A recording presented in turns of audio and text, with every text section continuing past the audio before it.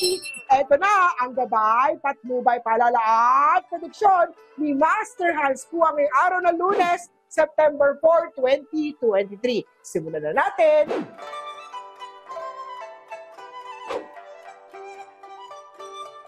Nasa Healing Star naman ang mga pinanganak ng Year of the Rat. Kaya continue lang ang pagkain ng healthy food. Ipagpatuloy rin ang pagiging hands-on sa negosyo, business. Ito ng pagkakataon para kumita ng malaking halaga. Mas maraming customer rin ang makikilala.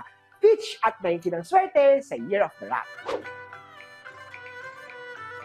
Sa mga pinanganak ng Year of the Ox, ikaw ang pinakamaswerte ngayong araw. Balikan nyo naman ni partner ang lugar kung saan kayo nagkakilala. Mag-dinner date at magsaya. Deserve nyo yan dahil matibay kayo at kayang-kaya nyo kung ano mang problema ang dumaan. May good start din pagdating sa health mo. Continue lang ang magandang nakasanayan. Ang maswerte number 6, lucky color naman ay orange.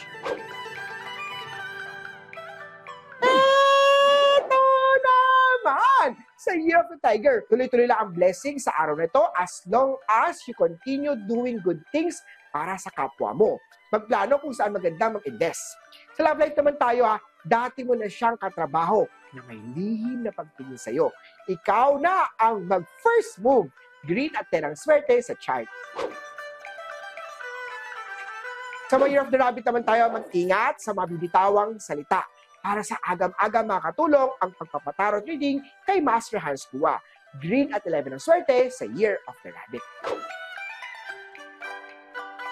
Sa mga pinanganak naman tayo ng Year of the Dragon, kung meron kang nakikilala o kakilalang Year of the Dog, iwas ka muna. Huwag agad maniwala sa offer. Research muna at alamin maigi. Sa pag-ibig naman buksan mo na muli ang iyong heart para sa taong deserving.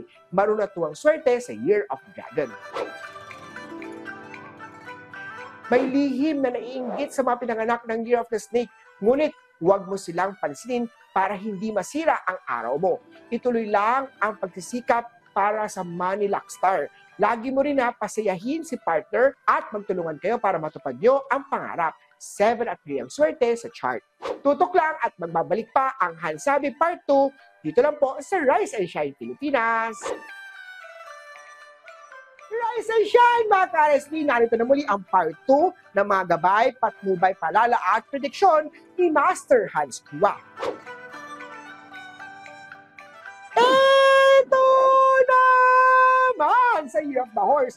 Ingatan ang mga kinakain dahil ang unhealthy star activated ngayong araw. May angking kakayahan ka na hindi kaya ng iba. Mas mabuti naman na ikaw na ang mag-promote ng mga product mo dahil activated ang Money Luck Star. Matutupad din ang plano nyong mag-partner. Brown at 18 ang swerte kay Horse. Punta naman tayo sa mga pinanganak ng Year of the Goat.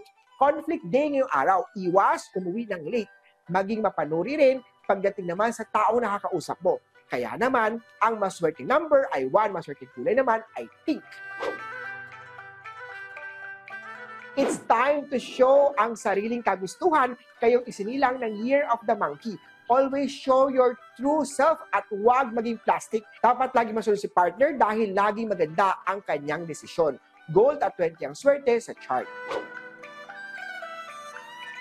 Para sa mga pinanganak ng Year of the Rooster, Happy Family Star activated ngayong araw. Dahil maaga ka magising, ipaghanda at ipagluto ang iyong pamilya. Sa pag-ibig naman, ang pagiging tapat ay pundasyon sa masaganang kapalaran. 8 at blue ang swerte kay Rooster.